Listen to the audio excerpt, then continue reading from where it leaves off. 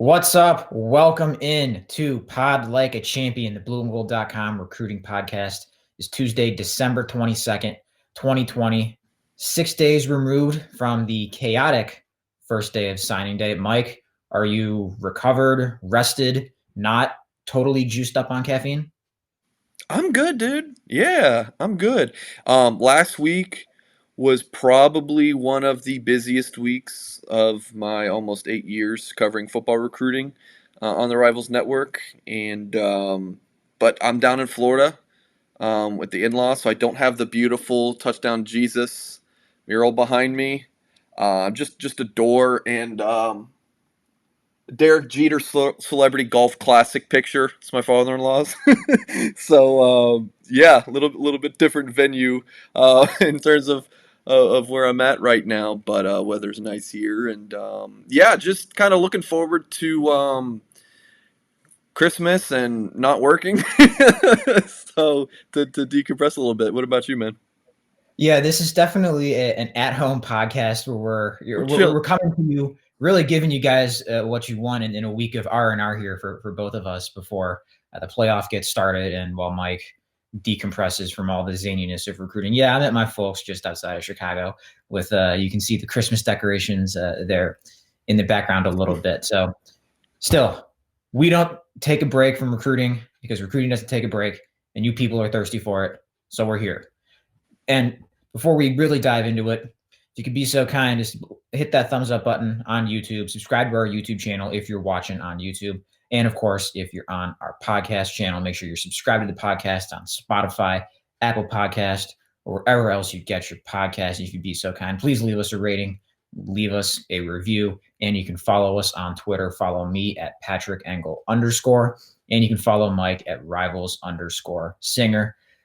And you can sign up to blueandgold.com today and get a 30-day free trial when you use the promo code BGI30.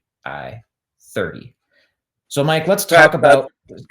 we are 2.5 minutes in, and it's already quick tangent time. Just real quick, this is for our podcast audience. So if you're watching on YouTube, you're good because you're already on YouTube. For podcast people, like I understand if you're running or whatever it is, maybe you're at work in the cubicle and you have to listen to us via podcast. I understand, but if you have the ability to follow us on YouTube and watch these shows on YouTube, that's really the way to go. Podcast audience, we love you. We have thousands of people who listen to our podcast. We love you. But now you got to be one of those thousands who are on our YouTube channel.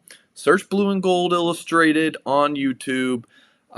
You can email me, msinger@blueandgold.com, and say, hey, Mike, I'm old. I don't know how to find your YouTube. Can you help me? I would love to help you. That would be my Christmas gift to you. So just wanted to say that, Patrick. Well, yeah, who would want to pass that up? I mean, to compliment our sweet baritones with our great looks. So don't miss out on all that. And, the other content on YouTube that we actually put out there for you guys. But anyway, let's go into signing day and what happened. Yeah, it was pretty zany. One of the three additions I think was pretty easy to see coming when Notre Dame offered, and that is, of course, four-star running back Audrey Estemae out of New Jersey. Top 150 player, offered 2 days before the first day of the signing period, in the class by the end of the period. Not really a surprise there. The other one, the other four-star recruit they just kind of signed and grabbed on signing day with kind of a snap of the fingers was one that we didn't see coming because for a lot of it, Notre Dame wasn't talking to him, even though they offered him right before the start of the dead period in the pandemic and before everything got nuts. And that's Kari G, the four-star safety out of Mike Singer territory in Atlanta. So, Mike, I'm just opening it up to you. Tell us what we got to know about how Notre Dame plucked these two away from other Power 5 schools and got them in the class. Yeah, we'll start with Kari G, 6'3", 190 safety from Woodward Academy, right by the Atlanta airport. It's funny, I remember being at Woodward in the coach's office, sitting down with Damari Alston, the 2022 running back there, who Notre Dame would love to also add. And Kari G and him are best friends, so maybe that'll get to happen. But I remember sitting there. That was actually the day that Notre Dame canceled spring practice. Notre Dame's first spring practice was March 5th, and then the next one was supposed to be like a week after. I want to say maybe it was March 12th. But yeah, I remember sitting in there March 11th with Kari G and those guys, and yeah, then that was kind of the day that the pandemic, I would say, started to really make an impact on the sports world in particular. You know, Patrick, some of my colleagues have kind of, and I like to, don't spend a ton of time reading on my colleagues, right? Or I say colleagues, different outlets out there that cover recruiting, and kind of maybe. All right, here's my point here. In my rambles, I think I'm the only one out there that covers Notre Dame football recruiting who is not like still like shocked or never was like that. I'm the only one who's been shocked by this. Like everyone, Kari G committed to LSU, right? Little school DBU, might I add. And a week before National Signing Day, he got in contact with Notre Dame for the first time in 9 months. And he flipped to Notre Dame and signed with them. Like, what? How is no one else like, how am I the only one that's like, this is nuts? Like, can we talk about this being nuts? Because it is. You talk to people on Kari G side of things, and, the word on why he decommitted from LSU was, they started talking about him as a linebacker because they're filling up in the secondary, and one of his close friends, Nathaniel Wiggins, flipped from LSU to Clemson. There's a lot of opt-outs at LSU. Their season wasn't going too great. Coaching staff changes were right around the corner. And then you talk to people on the LSU side of things, and they're kind of like, oh, we didn't want him. But that's the classic case of like Deion Colsey in Georgia, which I've ranted about. It's like, Deion Colsey doesn't want to go to Georgia. Ah, well, we didn't want him anyway, says Georgia. I feel like it's sort of similar. Maybe the truth is probably somewhere in the middle. It was just a mutual parting of ways. That's that. So then Kari decides on I'm going to hit up a few schools, and I'll have this article up Wednesday morning talking to Kari G, so blueandgold.com subscribers can check that out on our front page where I spoke with Kari about his flip. But yeah, he had a few schools he wanted to contact. He had over 30 offers, and Notre Dame was one of the schools that he contacted. Coach Terry Joseph, safeties coach, was pleasantly surprised when he got the call from the 4-star safety, and it feels like there was like a 5-month recruiting process that Notre Dame and Kari G fit into like a 6-7 day span. As far as him as a player, and for our YouTube audience, we have a couple minutes of his senior tape on our YouTube page. Comes downhill, tackles hard. Actually, we're gonna rewind if I can. Patrick. All right, so it's circled Kari G. Do you see the guy behind Kari G in that gray shirt, black shorts? Can you see that, Patrick? YouTube audience? Way so. Back there on the sideline. Yeah. That's me. Yeah. Is that you? Okay. I was at this game. This was Woodward and September 4th, Woodward and Eagles Landing Christian Academy. I was there to see Tamari Alston. I wasn't really, of course, I knew about Kari G, and he looked great in this game, but I was really there to see Tamari Alston because, I try to see all the Notre Dame guys in the area. And in September, if you would have told me, hey, Kari G is going to sign with Notre Dame, I would have laughed at you and told you that you needed to, get your noggin checked out. He was asked to play some corner this season, Patrick. This is a 6'3", 190-pound guy. You don't really see that size in corner, and he's not a corner at the next level, but he was asked to do that, just kind of out of necessity this season. But I do feel like he's someone who, in like a red zone goal line situation, you could put him at corner. To go against a big-bodied receiver, but he tackles well, and not only is he a hard-hitting player, but he knows how to tackle in 2020. I think that's important. Like he's not leading with his head. He's trained on how to tackle. So being a hard hitting player in these days doesn't always serve you well if you're getting targeting calls and knocked out of the game. So sure tackler, smart football player, very versatile. Um, Strong safety, free safety, rover are his projected positions. Great ball skills, plays receiver at the high school level. Um, Talk about this commitment and how crazy it was for Notre Dame, but then you look at the impact and just how good he is. He's easily one of the top 10 players of the class, Patrick, in my opinion, and steps in. It might just be the best defensive back as well. A few things. One, so now we all know that Kari G is related to your "Where were you when the world stopped or paused" story. Yep. So okay, there's a fun fact, and yeah, like you said, National Signing Day is the banner day for the "We didn't want him anyway" crowd, Exactly. no matter where you find it. But anyway, that's beside the point. I look at him as, yeah, very possible Rover candidate if Notre Dame decides it wants to do there, just because you see the downhill ability as a blitzer and the disruption he creates there. But then again, you've seen that out of Notre Dame's safeties too, where Sean Crawford, I believe it's 3.5 sacks he's at this year. Alohi Gilman, you saw the ability to come downhill there. So Notre Dame definitely wants that in the safeties. And again, it's just another example of positional versatility that Notre Dame looks for in defensive players and defensive backs in particular.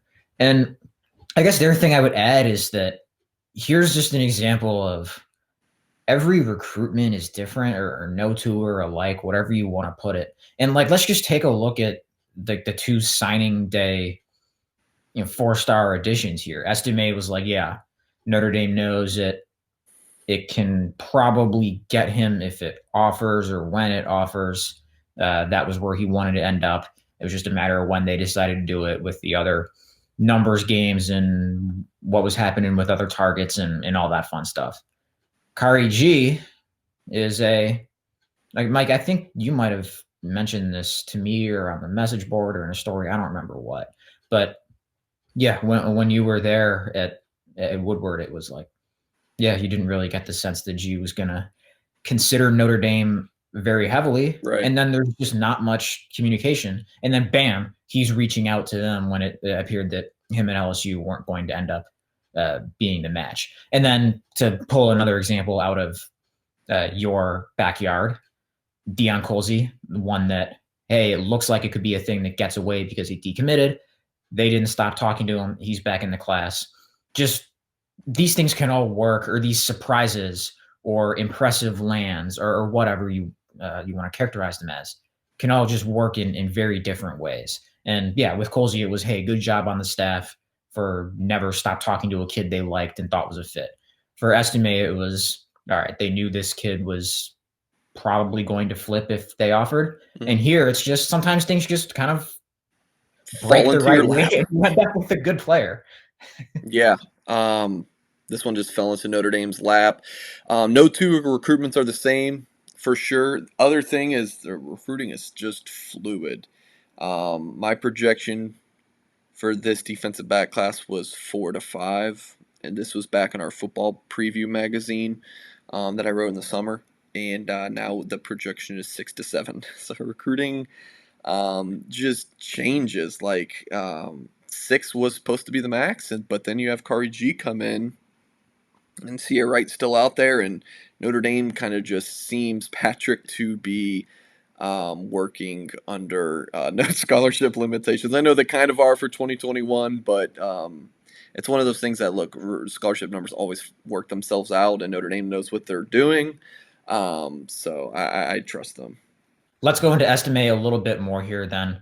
I mentioned someone that was probably going to end up in the class if offered. That's what you had said, Mike, when we last talked on National Signing Day. Now that it's done, what else do you have as far as the background info and the kind of details of how it actually came to be. Well, first I'll add on Tuesday morning, I posted the Gold Standard article, which um, I had to write on Tuesday this week because I shouldn't have any time, but I usually write it every Monday morning. My insider nugget piece of the week. So this one had information on Sierra Wright, who we will discuss in a little bit, as well as some little bit of like backstory musings on the 2021 class, including Kari G and including Audrey Estemae. So I'll give a little nugget of what I wrote in there. Notre Dame really started getting into contact with Audrey Estemae in early November, and in talking to a source close to him in New Jersey, the feeling I got right away, and this is why I had been so confident, but way before Estemae got the offer from Notre Dame that he would end up in the class, was not only one, because I thought Donovan Edwards was a long shot, is just because the text I received was that Estemae's like eyes just popped, jaws dropped when talking about Notre Dame. Like that kid loves Notre Dame. Never been there, but he has a former player that goes there. I want to say Howard Cross, one of the defensive. I can't remember, one of the defensive linemen for Notre Dame. Yeah, it's from St. Joseph's in New Jersey, and so just look, Catholic school kid in New Jersey, and Notre Dame is just kind of a perfect mix, Patrick. And big senior season, Estemae had NJ.com Player of the Year award. He limited games. New Jersey didn't play a ton, but man, he was just very, very good this season, and we'll show some of his clips here as well. Also on our YouTube page, I had an interview with Estemae when he was meeting with reporters on Friday morning, detailing his decision to commit to Notre Dame, so make sure you check that out. But there's not, I can't find anything I don't really like about Estemae. Doesn't have a ton of top end speed, like in terms of like Chris Tyree level, but he is also 210, 215 pounds. And so he's got like 30 pounds on Chris Tyree. But then you see him here busting an 80-yard touchdown run against Bergen Catholic, the number one team in New Jersey, according to Max Preps. So this was actually the first time I ever heard of Audrey Estemae. I was watching that game live online to see Steve Angeli, the Bergen Catholic quarterback and Notre Dame target in the 2022 class, and I just kept seeing this number 2. And like, who the heck is this number 2 in green? I'm like playing a game on my phone when Steve's not on the field, and I just kept seeing this number 2 flash. But so I on his tape, you don't see any pass protection that I remember, at least, and you don't see much of him catching the football. So intrigued with what his skills might look like there. But the vision never comes down on first tackle, at least on his tape. I mean, it's highlight tape, doesn't show any of the bad plays, but has enough speed. Super tough kid, super smart football player. You know, he's not a complete back, but he can really do a lot of good things, and is like a thunder to the lightning of a Kyron Williams or Chris Tyree. It is Howard Cross, by the way, that went to St. Joseph's.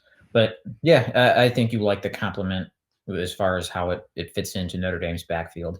And with Logan Diggs, the other running back in the class who hasn't signed yet, we'll get to him a little bit later. But let's go to the signing day surprise of all signing day surprise, and that's Ron Paulus III, son of former Notre Dame quarterback Ron Paulus. I think I was driving to our office in South Bend from my place when I noticed, I don't remember, either Notre Dame's tweet notification saying he was in, or somebody, maybe it was you. Or then basically the tweet was like, I'm at a red light and I see this, he's in the class. I'm like, what? Like, I like, oh yeah, like he plays here locally. I had forgotten about his recruitment or where he was going, or if he committed somewhere, or what level of offers he had. But anyway, yeah, Notre Dame just kind of announced he was in the class, and we were all like, what? But yeah, and not only, all right, surprise player, but surprise second scholarship quarterback. Like, I don't think Notre Dame has taken 2 scholarship quarterbacks It's been a in while. a freshman in a class since Brian Kelly's first year. Wow. Maybe there's one I'm missing, like in There might. 2011, Yeah, early. but yeah, like Early. it would be at some point back in that. In 2010, I know they did. They took 3 in But that year, I want to say, right? yes, I think that's right. But yeah, anyway, like just a surprising kind of out of left field thing for a number of reasons. So I don't know, Mike. I'm giving you the floor here again to dish on this. I completely agree. It was like, oh yeah, like it. So it was not really a surprise in that sense. Like, yeah, I could see Ron Paulus on the football team. Like, I found an article I wrote back in September when recruiting was a little bit slower. Oh yeah, what was that time like?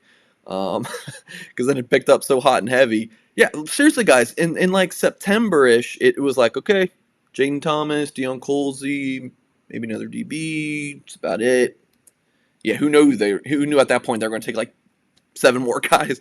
But anyways, yeah, so I found an article I wrote, top 10 recruits in Indiana per Rivals. Who are they? And I just kind of wrote out what I thought about them as football players and their recruitments.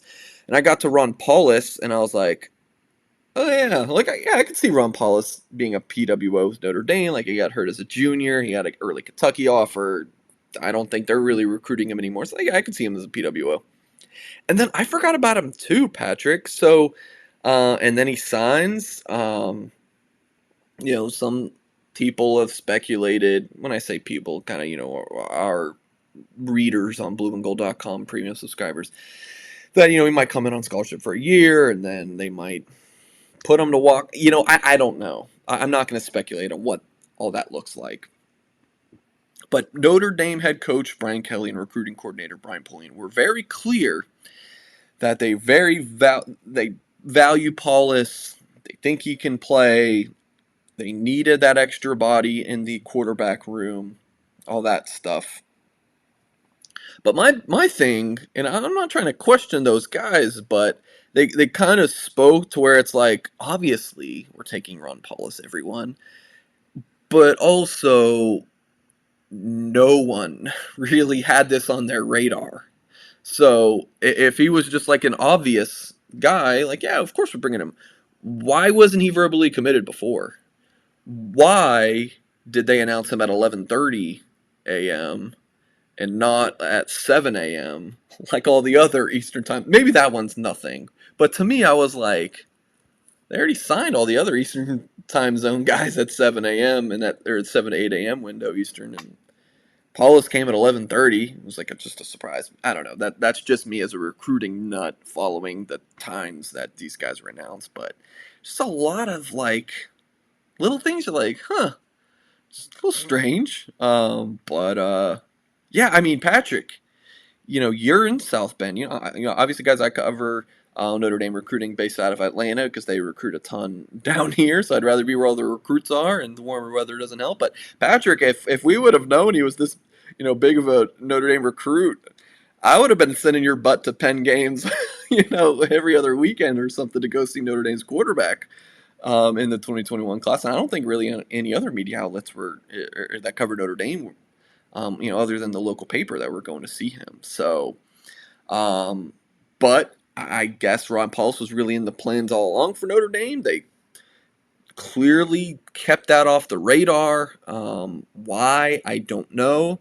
But you watch his tape, and he has a strong arm. He's a big-bodied kid, and looks pretty durable. So I know he's hurt as a junior, but those big body Midwestern quarterbacks, typically, pretty tough kids. Don't see a ton on his tape in terms of the pretty touch passes down the field, error down the sidelines, but kid's got a rifle for an arm. So great bloodlines. Cut him, he bleeds blue and gold. So if Notre Dame has the scholarship numbers, Tyler Buckner's good with it. The aforementioned Steve Angeli, who I would assume ends up as Notre Dame's quarterback in the 2022 class, if he's good with scholarship numbers. Drew Pine, Brent Clark don't care. Who am I to say that it's, no good? Yeah, my theory as to why they waited a little bit, and I have absolutely zero issues with this, is I mean he wasn't publicly committed or anything. So all right, hey, let's give this guy his own little window here for everybody to focus on instead of getting lost in the stream of letters of intent from guys who've been committed for a year or something. And it's like it's a son of a former player, and man, I guess it kind of worked out well where Estemae and GE kind of had their own announcement times later in the 3-day signing period. I don't know. Maybe it was just something like that. I'm not Maybe, sure. yeah, Either way, it doesn't much matter to me. But yeah, and for what it's worth, Brian Kelly and Polian on both sides, yeah, all our quarterbacks were on board with this or on board with taking 2 scholarship QBs. I mean, obviously, it's one thing to tell your staff that; it's another to believe it. And I'm not at all here to say that any of those guys have raised any issue with it privately. Of course, I don't know it to be the case at all. I will take Kelly at his word for that. But the point of bringing that up is more to say that this is something, and by this, I mean a second scholarship quarterback was something that they'd been planning on for a little while. sure, And Paulus just ended up being that guy. sure. I don't know if there was another guy besides Paulus. It might have been Buckner and Paulus, because he's someone who, I mean, look, Lou Emoji, our editor, senior editor at blueandgold.com, does the math. It's like, do you have a quarterback transfer every other year for the, it's like 15 in the past 30 years or something. So it makes sense. Let's bring in a guy who you're pretty darn sure is going to be here for 4 years, no matter what. I mean, look, Brendan Clark, Drew Pine, Tyler Buckner, these guys love Notre Dame. But if they're going into year 3 and, like, they're not starting, like, you could see one of them leaving because they want to get that opportunity. They don't want to sit and wait their turn. So Paulus, though, someone who wasn't as highly recruited, look, I mean, 6 offers, including Notre Dame. The other P5 one was Kentucky, then some FCS or G5 schools that offered him. So, yeah, maybe he is someone who would just is like a Notre Dame lifer, kind of like his dad. Yeah, it's just kind of one of those ones that feels safe in the pandemic recruiting too, because it's a kid they've all seen before. Right. And I think Mike has camped, and look, it's Penn.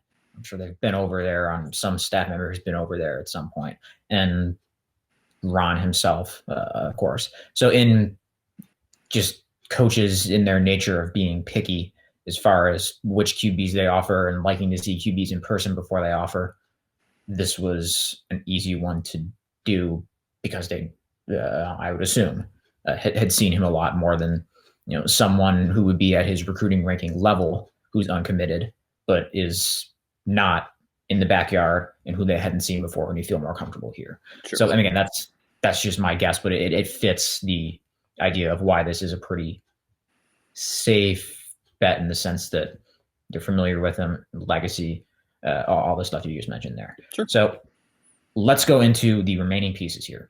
I talked briefly about Logan Diggs, committed to Notre Dame in July, did not sign in the early period. LSU tossed an offer his way in early December, right after he came back from a Notre Dame visit. That seems like what he's still weighing. Mike, what's kind of left to play out? 1, with Diggs, and 2, with any other names, specifically a certain top 100 corner it left here for what might round out Notre Dame's 2021 class. Yeah, so Notre Dame signed 26 in the early period. I think they'll probably get up to about 50, 55. Okay, I was about to say, you better laugh at that. Yeah, I am still baffled at how many recruits. Is that another thing that other Notre Dame reporters need to be talking about? Like this was supposed to be in like the 18, 19, 20, maybe 21 if they're really going to get crazy. Here we are at 26. But and I've also mentioned this before, like, coaching staffs are wizards when it comes to scholarship numbers and how they're able to make things work. So I tell people, for one, don't worry about the 85 number, and definitely don't worry about the 20. We can only sign 25 kids in a class. That is the stupidest thing. That is not really real anymore. You can count guys to the previous year. Notre Dame has like 12 or 13 early enrollees. You can count guys to the previous year. You could bring guys in on a gray shirt or a blue shirt, or there's probably like a purple shirt now and a beige shirt. Like, there's just so much. So just, if you're one of those people who's like, wow, shh, don't tell the NCAA guys, we signed 26 and we might get to 28. Whoa, just stop. I think Notre Dame knows what it's doing, so don't worry about that. Okay, in terms of Logan Diggs, Brian Kelly was pretty adamant and clear in his press conference. And when Brian Kelly speaks on recruiting, which obviously isn't much because they can't publicly comment on recruits until they sign. So he doesn't really talk about recruiting much, and but he does on a National Signing Day presser, and he was pretty clear when Brian Kelly says something, declares something, typically means it, and it happens. And Brian Kelly was like, look, we're going to sign 2 backs. Logan Diggs is committed. He got the LSU offer a week before the early National Signing Day. That was December 9th. He landed that offer from the Tigers. And I'm expecting him to sign with Notre Dame and lock in with the Irish. LSU is dealing with some internal things right now. I haven't checked the latest on who's there. Is their running backs coach Kevin Falk still there? Is still there. Patrick nodding at me. Kevin Falk, is that the old running back for the Patriots? Does that sound right, Patrick? He sure is. Yeah, how about that? So that would have been early Tom Brady days. So yeah, that's also, it's one of those that makes me feel old. Whereas everyone else is like, oh, Ron Paulus third, that makes me feel old. Anyways, yeah, I think Diggs will lock in. I can't say for sure at this point in time. Still working on gathering some intel there, but just kind of briefly checking with sources. LSU is still working on Logan Diggs, but yeah, I think he will be. Look, if you see Notre Dame offer some other running backs, then it might be a little indication that they don't feel good about Diggs. But otherwise, I think that they will. They'll hold on to Diggs and sign him in February. So, if you had to create a purple shirt or a beige shirt, what would it be? Like, what would you make it? I don't know. Give me your invention here. This is your pitch to the NCAA. It is that the kid can come play football, but he doesn't have to go to school. How about that? Yeah, you don't even have to do online school. You can just play football. There you go. Get one purple shirt a year. How many types of shirts there actually are? You got gray shirt, blue shirt, green shirt. Those are the 3 I know. That's the one people don't know. Green? Yeah. Tell the people what it is, if you know. I mean, I imagine you do. Okay. Gray shirt is where you bring them in the following semester. Right. Which would be, let's say they sign a 2021 kid, and then they may come enroll in 2022 as like an early enrollee in that class. So that's a gray shirt. Blue shirt, and to be clear, guys, we're not speculating on any of Notre Dame recruits being any of these. No, we're just trying to educate you guys. Yeah, we're just trying to educate, and also I'm trying to remember because I haven't really had to deal with these since covering Notre Dame. It's been a minute. Blue shirt is where someone. Do you know what it is? Because if you do, then you just tell the people. I was going to let you expound. Okay, all right. I'll try on the blue shirt. I want to say the blue shirt. It is the most confusing one. The hardest to put into words. A kid enrolls in classes as a walk-on, and then basically gets his scholarship on like after the first practice or something like that. That's some way they can kind of move the numbers around. Does that sound right? Yeah, it's blue shirt. I don't believe is like walk-on or anything, but yeah, it's basically you sign. And this is how it was once explained to me a number of years ago, and it's you can sign at when anyone else could sign on signing day and everything. But you don't get counted toward until next year's scholarship total. But you can participate and enroll in that coming fall. So if you blue shirted a kid who signs or who just signed last week, they won't count on your 25 initial counters until 2022, but you can play them say, this coming season. It's like sticking them on a credit card is the term I've That's awesome. heard used before. But Okay. there's loopholes. There I shouldn't say loopholes. It is a loophole, but there are certain things that you have to have met, like so that you can't just be handing out blue shirts everywhere Yep. and maxing out your credit card, to use the analogy. You But that you can't. guys are confused if I go further into that. You can't. No, this is really interesting because I remember this now. I remember a school I used to cover brought a kicker on a blue shirt. You can't officially recruit them, so you can't have them in on an official visit. You can't Right. have an in-home. They have to be totally unofficially recruited, basically. And then green shirt is an early enrollee, right? That's right. That's the one people don't remember much. There's actually a shirt term for it. Yeah, green shirt is your early enrollee. So Notre Dame has 13 green shirts this year, or at No one least a would have slate. guessed that. No, no. Hey, you guys can't say you don't learn anything from this podcast, even if you don't like our tangents. I love our tangents; But they're the best. yeah, that is the case with the blue shirts. Is you can't have given them an official offer. I don't believe. Yeah, no official visits. Maybe you can't have visited them at their school in a certain contact Probably, period. probably. Yeah, either way, like there's specific restrictions where I know of before, where I think you can blue shirt transfers too. And if you recruited them out of high school, it makes that impossible. All right, we're going too far into the weeds. Let's get back to the rest of the 2021 Yeah, class here. yeah. Okay. So I was actually talking to Patrick on the phone earlier this week about remaining spots, and I was like, all right, there's three things. And look, if you listened to like all of our recruiting shows from like a month ago, um, some of these recruits were off my radar. So maybe I'm wrong again, but here's basically my understanding. Second running back, Sierra Wright, and then the third is like a, who knows, kind of addition of maybe Notre Dame wants to add a graduate transfer at quarterback, running back, one of these cornerback. Like there's, some receiver, like, some of these positions that might be hit with some attrition after the season. So we talked about Diggs. Now we'll talk about Sierra Wright, the four-star cornerback from Los Angeles. Have up on the screen the top 12 he released in early December: Stanford, Michigan, Notre Dame, USC, Arizona State, Oklahoma, Colorado, Oregon, Penn State, Nebraska, Cal, and Texas. Yeah, so there you go.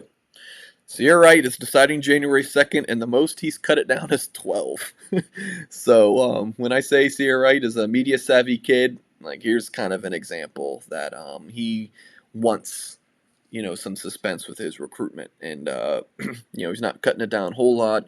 But in reading the tea leaves, guys, I would say there's 5 schools to mention. Notre Dame and USC being at the top. And then the next tier, you have Stanford, Michigan, and Oregon. I don't think any of these other schools are to write home about. Yeah, he liked Penn State at sometimes. Yeah, he liked Arizona State sometimes. Texas was in there over the summer, but it's really those 5, and then I would even narrow it down further to the 2. Michigan just lost his defensive coordinator, Don Brown, but even before that, he seemed to be fading away from them. Stanford, there's been talk that the Cardinal have fallen out of that recruitment. I haven't gathered that myself in talking to folks close to the recruitment, but also I just said I feel like it's Notre Dame or USC, and then Oregon is one that that's still in there. I don't think people are talking about the Ducks enough in that recruitment, but again, I think Notre Dame, USC, probably the top 2. I think USC still the team to beat. It just makes a ton of sense. All of his friends seem to be going to USC. If Corey Foreman, the 5-star defensive end, in fact, did sign with USC last week, and then he's announcing it, I want to say in January or something, where he signed. That helps. He's close with that guy and some others on the children's signee list. But, yeah, it makes sense. Him to USC. He's LeBron James' son in Space Jam 2, as we mentioned so many times. Los Angeles does not really compare to South Bend when it comes to being a movie star. If anyone wants to convince me otherwise, just don't, because it's not true, and you'll waste both of our times. But he loves Notre Dame. His mom loves Notre Dame. His dad loves Notre Dame. They love the academics. They love what it can do to him as a young man. So Notre Dame has just stuck around in this recruitment. They always seem to be kind of hanging around that number 4 or 5 spot, unofficially, of course, as I've been covering as a recruitment for over a year. But they've just outlasted other schools. I've used that word outlasted in pretty much all of our live shows and recruiting podcasts, with Notre Dame and recruiting guys like Deion Colsey, and now Sia, right? Like just sticking it out with the long run with some of these guys. And so I could see him landing with Notre Dame. They seem to just be getting anyone they want these days. So who's to say they can't beat out USC, who, tweeted out hashtag let us play all summer long and then decided, nah, we lost in the Pac-12 championship game, so we're dipping out of a bowl game. Like, who knows? So that's kind of my long answer to say I don't know where he's going yet. I'm not sure he's decided, but I would say that from what I've gathered, there's more confidence on the USC side of things. But he visited Notre Dame for a self-guided tour the December 5th weekend when Stanford was in town, or excuse me, when Syracuse was in town. Had a great time with his mom and some extended family who were able to make the trip as well. They had a great time in South Bend. The weather wasn't too bad that weekend. Yeah, guys, I think Notre Dame might be able to pull off this upset. It would be an upset, but Irish got a good shot. Well, there you go. You guys have something to follow during the holiday season and right after the playoff game here at Notre Dame versus Alabama as far as recruiting goes. But yeah, the final touches, I don't want to say things are calming down with the class because that's what we thought in October. Right. And then bam. But anyway, it seems like maybe, just maybe, yeah, it's a calmer, relatively speaking, late signing period, but still a couple of targets there to keep an eye on as Notre Dame goes into the late signing period. Here's a nugget, Patrick. I sorted on the Rivals signee list schools with the most commitments, and you have the 3 service academies, Army, Navy, Air Force, because they're able to their whole scholarship thing is different, right? As service academy, we're not going to get into that, but they sign like 90 kids. Notre Dame is tied for the most with Virginia Tech of the biggest class right now, and of course we still have another signing period, and I would say maybe 5-10% of Power 5 recruits out there have not signed. But still, like, Notre Dame is tied for the biggest class. And here we always think it was going to be another small class, well under 25. And now, okay, excuse me. That is including Logan Diggs. So it's 26 signees. And if you include Logan Diggs on the commitment list to make it 27, Virginia Tech has 27 guys on their commit list. So signees and commits, I should say. I'm sorry about that. Yeah, still, it's just like I saw your eyebrows kind of perk up, Patrick. Like, whoa, like I did not expect that.